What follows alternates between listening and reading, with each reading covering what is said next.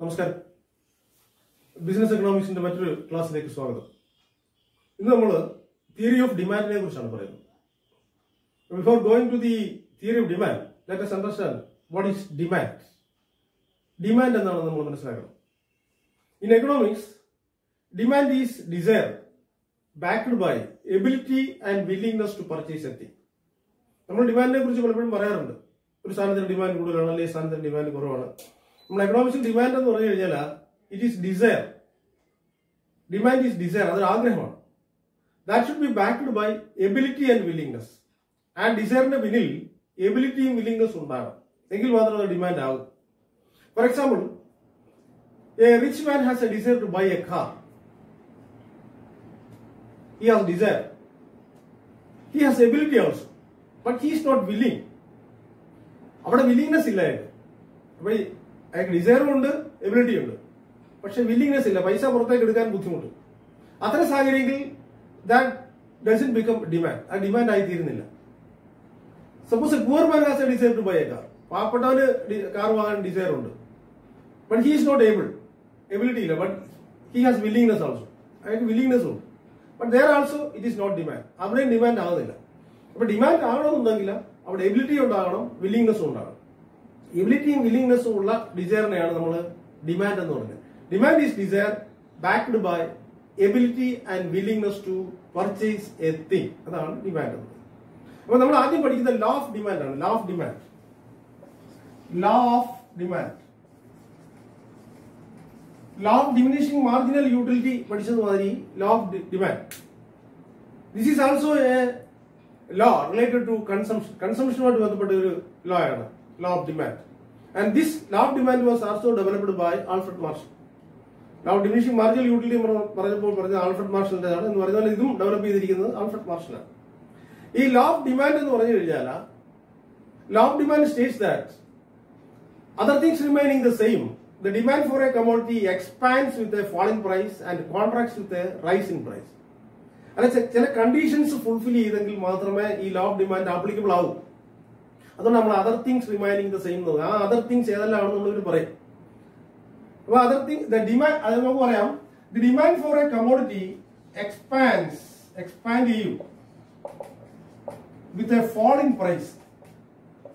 ഒരു സാധനത്തിന് demand expand ചെയ്യും എന്ന് പറഞ്ഞാൽ വർദ്ധിക്കും with a falling price and contracts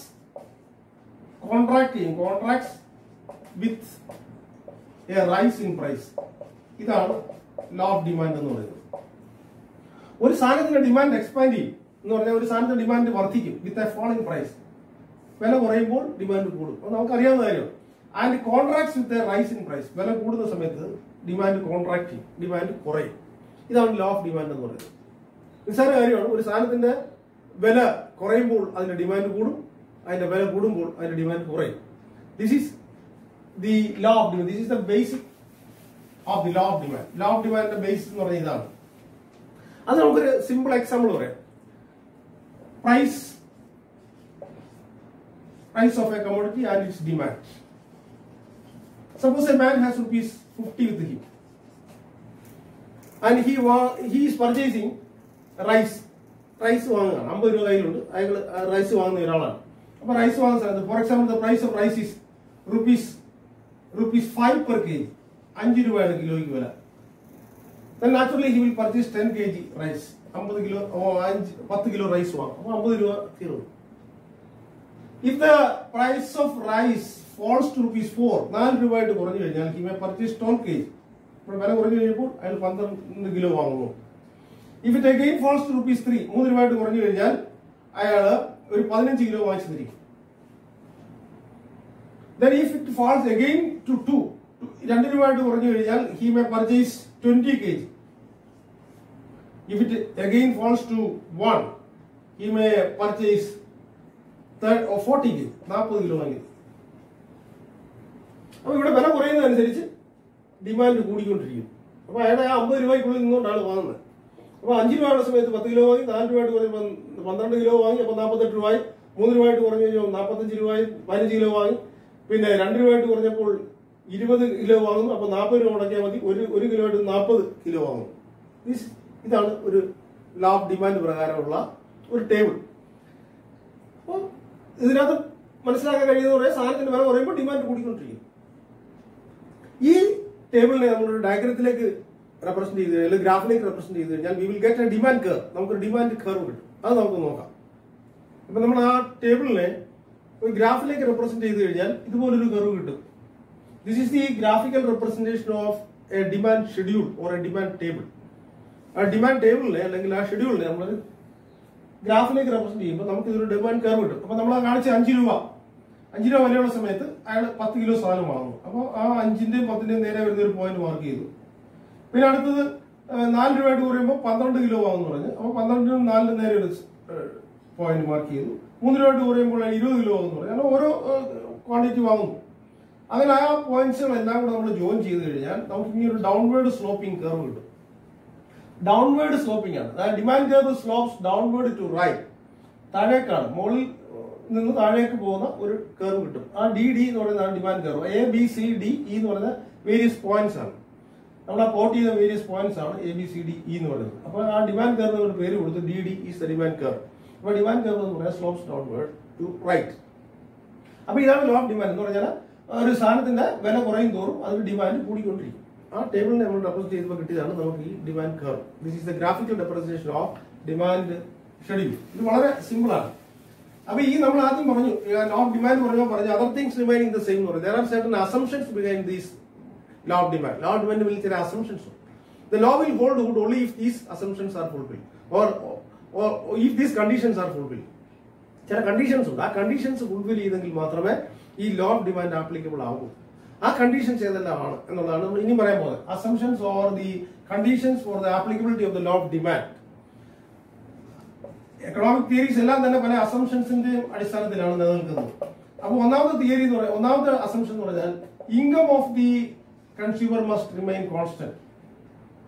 income must remain constant. Income constant ആയിരിക്കണം. അപ്പം ആ കൺസ്യൂമറുടെ വരുമാനം കോൺസ്റ്റന്റ് ആയിരിക്കണം. If there is an increase in the income of the consumer, all on a sudden, if there is an increase in the income of the consumer, without a fall in the price, the demand for the commodity may increase. സാധനത്തിന്റെ വില കുറയാതെ തന്നെ ചിലപ്പോൾ ആ സാധനം ഒരാൾ വാങ്ങിക്കൊണ്ടിരിക്കുന്ന സാധനത്തിന്റെ demand കൂടും. അയാളുടെ വരുമാനം വർദ്ധിച്ചാൽ, പെട്ടെന്നൊരു വരുമാനം വർദ്ധിച്ചു കഴിഞ്ഞാൽ ചിലപ്പോൾ അയാൾ നേരത്തെ വാങ്ങിച്ചുകൊണ്ടിരുന്ന ഇപ്പം 5 രൂപ വരെയുള്ളപ്പോൾ 10 കിലോ അരി വാങ്ങുമെന്ന് പറഞ്ഞു. ഇപ്പൊ അയാളുടെ വരുമാനം പെട്ടെന്ന് ചിലപ്പോൾ 50 രൂപ എന്നുള്ളത് 75 രൂപയായിട്ടോ 60 രൂപയായിട്ടോ കൂടി കഴിഞ്ഞാൽ ചിലപ്പോൾ 1 കിലോ അരിയുടെ വാങ്ങും, വില കുറയാതെ തന്നെ. അപ്പൊ ആ ഇൻകം കോൺസ്റ്റന്റ് ആയിരിക്കണം. The law of demand will be applicable only if the income of the consumer remains constant. കൺസ്യൂമറുടെ ഇൻകം കോൺസ്റ്റന്റ് ആണെങ്കിൽ മാത്രമേ ഈ ലോ ഓഫ് ഡിമാൻഡ് ആപ്ലിക്കബിൾ ആകൂ. കൺസ്യൂമറിന്റെ ഇൻകം കുറഞ്ഞു കഴിഞ്ഞാൽ അത് സംഭവിക്കും. കൺസ്യൂമറിന്റെ ഇൻകം കുറഞ്ഞു കഴിഞ്ഞാൽ അയാളുടെ സാധനത്തിന്റെ വില കൂടാതെ തന്നെ ഡിമാൻഡ് കുറയും. ഇതാണ് ലോ ഓഫ് ഡിമാൻഡ് ഒന്നാമത്തെ അസംഷൻ എന്ന് പറഞ്ഞാൽ. അതായത് income of the consumer must remain constant. Second is the taste and fashion. Taste and preference. Consumer taste and പ്രിഫറൻസിൽ മാറ്റം ഉണ്ടാകാൻ പാടില്ല. ഇപ്പൊ സ്ഥിരമായിട്ട് അരി വാങ്ങി ഉപയോഗിച്ചുകൊണ്ടിരിക്കുന്ന ഒരാൾ അയാൾ പെട്ടെന്ന് ടേസ്റ്റ് ആൻഡ് ഫാഷൻ മാറിക്കഴിഞ്ഞാൽ, ചിലപ്പോൾ വീട്ടിലേക്ക് മാറിക്കഴിഞ്ഞാൽ അയാൾ ഗോതമ്പ് കൂടുതൽ വാങ്ങും. അപ്പൊ automatically the demand for rice will come down. അപ്പൊ അവിടെ വില കുറയെന്ന് പറഞ്ഞു കഴിഞ്ഞാൽ, ഡിമാൻഡ് കുറയാന്ന് പറഞ്ഞു കഴിഞ്ഞാൽ വില കൂടിയിട്ടൊന്നുമല്ല, സാധനത്തിന്റെ വില കൂടാതെ തന്നെ അതിന്റെ ഡിമാൻഡ് കുറഞ്ഞു. അയാളുടെ ടേസ്റ്റ് ആൻഡ് ഫാഷൻ മാറി. അപ്പൊ there should not be any change in the taste and fashion of the consumer. Taste and പ്രിഫറൻസിൽ യാതൊരു മാറ്റവും ഉണ്ടാകാൻ പാടില്ല. അപ്പൊ ഇൻകത്തിൽ മാറ്റം ഉണ്ടാകാൻ പാടില്ല, ടേസ്റ്റ് ആൻഡ് പ്രിഫറൻസിൽ മാറ്റം ഉണ്ടാകാൻ പാടില്ല. Another is the expectation regarding future price. സാധനത്തിന്റെ ഭാവിയിൽ ഉണ്ടാകുന്ന വിലയെ സംബന്ധിച്ചൊരു എക്സ്പെക്ടേഷൻ ഉണ്ടാകാൻ പാടില്ല. അപ്പൊ കൺസ്യൂമർ എക്സ്പെക്ട് ചെയ്യുകയാണ് നാളെ സാധനത്തിന്റെ വില കുറയും എന്ന് വന്നു കഴിഞ്ഞാൽ ഇന്ന് തന്നെ അയാളുടെ ഡിമാൻഡ് കുറയും. ഇന്ന് കുറച്ചേ വാങ്ങത്തുള്ളൂ.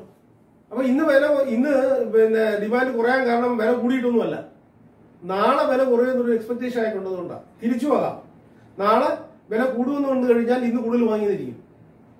അപ്പൊ അത്തരം ഒരു സാഹചര്യം, അതായത് ഈ എക്സ്പെക്ടേഷൻ റിഗാർഡിംഗ് ഫ്യൂച്ചർ പ്രൈസ്, ഭാവിയിൽ ഉണ്ടാകുന്ന വിലയെ സംബന്ധിച്ച് യാതൊരു എക്സ്പെക്ടേഷൻ കൺസ്യൂമർക്ക് ഉണ്ടാകാൻ പാടില്ല. അങ്ങനെ ആയി കഴിഞ്ഞാലും ഈ ലോ ഓഫ് ഡിമാൻഡ് ആപ്ലിക്കബിൾ ആകില്ല. ലോ ഓഫ് ഡിമാൻഡ് ആപ്ലിക്കബിൾ ആവണമെങ്കിൽ ഈ കണ്ടീഷൻസ് ഇൻകം കോൺസ്റ്റന്റ് ആയിരിക്കണം, ടേസ്റ്റ് ആൻഡ് പ്രിഫറൻസ് കോൺസ്റ്റന്റ് ആയിരിക്കണം, എക്സ്പെക്ടേഷൻ ഫ്യൂച്ചർ പ്രൈസിനെ സംബന്ധിച്ചുള്ള എക്സ്പെക്ടേഷൻ അയാൾക്ക് ഉണ്ടാകാൻ പാടില്ല, അടുത്തെന്ന് പറഞ്ഞാൽ no change in the price of related goods.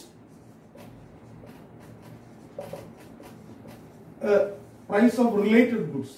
Related goods എന്ന് പറഞ്ഞാൽ അത് സബ്സ്റ്റിറ്റ്യൂട്ട്സ് ആകാം, അല്ലെങ്കിൽ കോംപ്ലിമെന്ററി ഗുഡ്സ് ആകാം.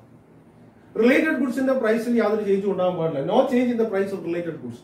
ഇപ്പോൾ ഒരാൾ suppose a man is purchasing regularly purchasing rice വാങ്ങിച്ചുകൊണ്ടിരിക്കുകയാണ്.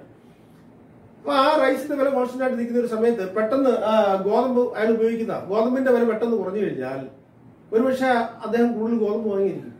എന്ന് പറഞ്ഞാൽ റിലേറ്റഡ് ഗുഡ്സിന്റെ അതൊരു സബ്സ്റ്റിറ്റ്യൂട്ടാണ്. സബ്സ്റ്റിറ്റ്യൂട്ട് എന്ന് പറയുന്നത് റിലേറ്റഡ് ഗുഡ്സിൽ വരുന്ന സബ്സ്റ്റിറ്റ്യൂട്ട്സിന്റെ വില കുറഞ്ഞു കഴിഞ്ഞാൽ ഓട്ടോമാറ്റിക്കലി ആ വാങ്ങിക്കൊണ്ടിരിക്കുന്ന സാധനത്തിന്റെ ഡിമാൻഡ് കുറയും, സബ്സ്റ്റിറ്റ്യൂട്ടിന്റെ ഡിമാൻഡ് കൂടും. അപ്പൊ അങ്ങനെ ആയി കഴിഞ്ഞാൽ അതുപോലെ തന്നെ കോംപ്ലിമെന്ററി ഗുഡ്സ്. ഇപ്പൊ പെട്രോളും കാറും എന്ന് പറഞ്ഞാൽ കോംപ്ലിമെന്ററി ഗുഡ്സ് ആണ്. അപ്പൊ കോംപ്ലിമെന്ററി ഗുഡ്സ്, ഇപ്പൊ പെട്രോളിന്റെ വില കൂടിക്കഴിഞ്ഞാൽ കാറിന്റെ ഡിമാൻഡ് കുറയുന്ന പറയുന്നത്, അല്ലെങ്കിൽ പെട്രോളിന്റെ വില കുറഞ്ഞു കഴിഞ്ഞാൽ കാറിന്റെ ഡിമാൻഡ് കൂടും. അപ്പൊ കാറിന്റെ ഡിമാൻഡ് കൂടിയത് കാറിന്റെ വില കുറഞ്ഞിട്ടല്ല, പെട്രോളിന്റെ വില കുറഞ്ഞിട്ടാണ്. അപ്പൊ കോംപ്ലിമെന്ററി ഗുഡ്സിന്റെ അങ്ങനെ ഒരു കാര്യമുണ്ട്. അതായത് സബ്സ്റ്റിറ്റ്യൂട്ട്സിന്റെയോ കോംപ്ലിമെന്ററി ഗുഡ്സിന്റെയോ വിലയിൽ വ്യത്യാസം ഉണ്ടായി കഴിഞ്ഞാൽ ഒരു സാധനത്തിന്റെ ഡിമാൻഡിൽ വ്യത്യാസം ഉണ്ടാകാം. അപ്പൊ പറയാൻ മനസ്സിലായി. അതായത് സബ്സ്റ്റിറ്റ്യൂട്ട്സിന്റെ വില കുറഞ്ഞു കഴിഞ്ഞാൽ ഒരു സാധനത്തിന്റെ ഡിമാൻഡ് കുറയും. ആ സാധനത്തിന്റെ ഡിമാൻഡ് കുറയുന്നതിന്റെ കാരണം എന്ന് പറഞ്ഞു കഴിഞ്ഞാൽ അതിന്റെ വില കൂടിയിട്ടല്ല, പക്ഷെ അതിന്റെ സബ്സ്റ്റിറ്റ്യൂട്ടിന്റെ വില കുറഞ്ഞതുകൊണ്ടാണ്. അപ്പൊ അരിയുടെ ഡിമാൻഡ് കുറയാനുള്ള കാരണം ഇവിടെ ഗോതമ്പിന്റെ വില കുറഞ്ഞതുകൊണ്ടാണ്, അല്ലാതെ അരിയുടെ വില കൂടിയിട്ടല്ല. അപ്പൊ അത്തരം അതിനെയാണ് സബ്സ്റ്റിറ്റ്യൂട്ട്സ് എന്ന് പറയുന്നത്. സബ്സ്റ്റിറ്റ്യൂട്ട്സിന്റെ വിലയിൽ ചേഞ്ച് ഉണ്ടാകാൻ പാടില്ല. അതുപോലെ കോംപ്ലിമെന്ററി ഗുഡ്സ് ഉണ്ട്. കോംപ്ലിമെന്ററി ഗുഡ്സ് എന്ന് പറഞ്ഞു കഴിഞ്ഞാൽ ഞാൻ ഈ പറഞ്ഞതാണ്, കാറും പെട്രോളും എന്ന് പറയുന്നത് കോംപ്ലിമെന്ററി ഗുഡ്സ് ആണ്. അപ്പൊ പെട്രോളിന്റെ വില കൂടി കഴിഞ്ഞാൽ കാറിന്റെ ഡിമാൻഡ് കുറയുന്നു. അപ്പൊ കാറിന്റെ ഡിമാൻഡ് കുറഞ്ഞതെന്ന് പറഞ്ഞാൽ കാറിന്റെ വില കൂടിയിട്ടല്ല, പെട്രോളിന്റെ വില കൂടിയിട്ടാണ്. അപ്പൊ അത്തരം സാഹചര്യങ്ങൾ ഉണ്ടാകാൻ പാടില്ല. അതായത് no change in the price of complementary goods or no change in the price of the substitutes. ഇനി no change in the climatic condition change ചെയ്താൽ പോലും ഈ ഡിമാൻഡിൽ മാറ്റം ഉണ്ടാകും.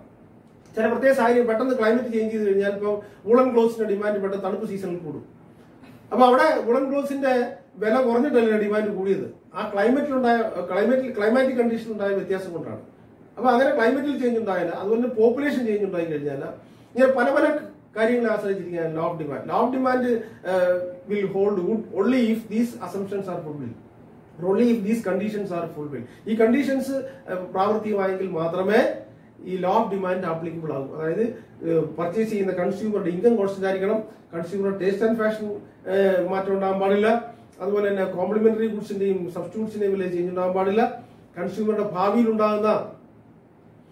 ഉണ്ടാകുന്ന വിലയെക്കുറിച്ച് എക്സ്പെക്ടേഷൻ ഉണ്ടാകാൻ പാടില്ല, no change in the climatic condition, no change in population, no change in the government policy. Government പോളിസിയിൽ മാറ്റം ഉണ്ടാകാൻ പാടില്ല, അതായത് ഫിസ്ക്കൽ പോളിസി. അപ്പൊ ഈ ലോ ഓഫ് ഡിമാൻഡ് ആപ്ലിക്കബിൾ ആകണമെന്നുണ്ടെങ്കിൽ ഈ കണ്ടീഷൻസ് എല്ലാം ഫുൾഫിൽ ചെയ്തിരിക്കണം. ഈ കണ്ടീഷൻ അത് other things remain in the same എന്ന് പറയാം. മറ്റ് കണ്ടീഷൻസ് ക്ലിയർ ആയെങ്കിൽ മാത്രമേ ലോ ഓഫ് ഡിമാൻഡ് ആപ്ലിക്കബിൾ ആകൂ. അതാണ് assumptions of law of demand. അപ്പം ദി ലോ ഓഫ് ഡിമാൻഡിനെ കുറിച്ച് പറയുമ്പോൾ നമ്മൾ ഇത്രയും കാര്യങ്ങളാണ് മനസ്സിലാക്കിയിരിക്കുന്നത്. അതായത് ലോ ഓഫ് ഡിമാൻഡ് എന്താണെന്ന് പറയുക, other things remain the same. Demand for a commodity expands with a fall in price and contracts with a rise in price.